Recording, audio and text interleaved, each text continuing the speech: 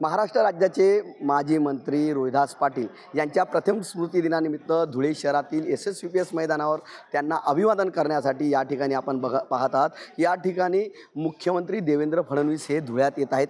त्यानिमित्ताने या ठिकाणी भव्य दिव्य असा मंडप टाकण्यात आला असून या समाधीस्थळावर या ठिकाणी मुख्यमंत्री हे अभिवादन करणार आहेत। काँग्रेसचे माजी आमदार असलेले कुणाल पाटील यांचे रोहिदास पाटील हे वडील होते आणि कुणाल पाटलांनी नुकताच भाजपात प्रवेश केला आणि त्यानंतर हा पहिल्या स्मृती दिनाच्या कार्यक्रमानिमित्त मुख्यमंत्री हे धुळ्यात दाखल होणार आहेत। त्यानिमित्ताने भव्य दिव्य असे 3 मंडप टाकण्यात आलेले आहेत आणि जवळपास 15,000 नागरिक बसतील अशी व्यवस्था या ठिकाणी करण्यात आलेली आहे।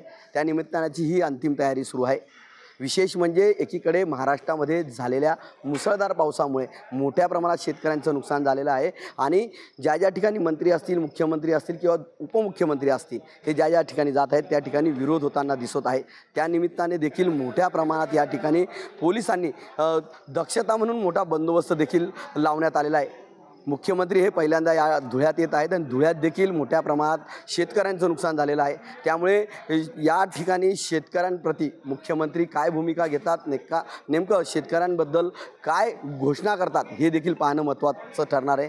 त्यात महत्त्वाचं म्हणजे या ठिकाणी जे काही रोहिदास पाटील आहे यांच्या नावाने समाजभूषण पुरस्कार म्हणून यावर्षी पहिला पुरस्कार हा एक समाजसेवक बाबा आमटे यांचे पुत्र असलेले प्रकाश आमटे यांना दिले जाणार आहेत। त्यामुळे त्या पुरस्कार देखील मुख्यमंत्र्यांच्या हस्ते दिले जाणार आहे।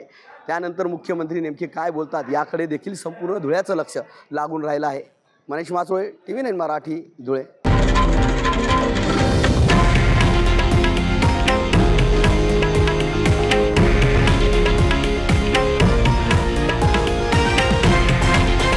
हे आहे देशातील नंबर 1 न्यूज नेटवर्क आणि आपण पाहत आहात TV9 मराठी, एकमेव।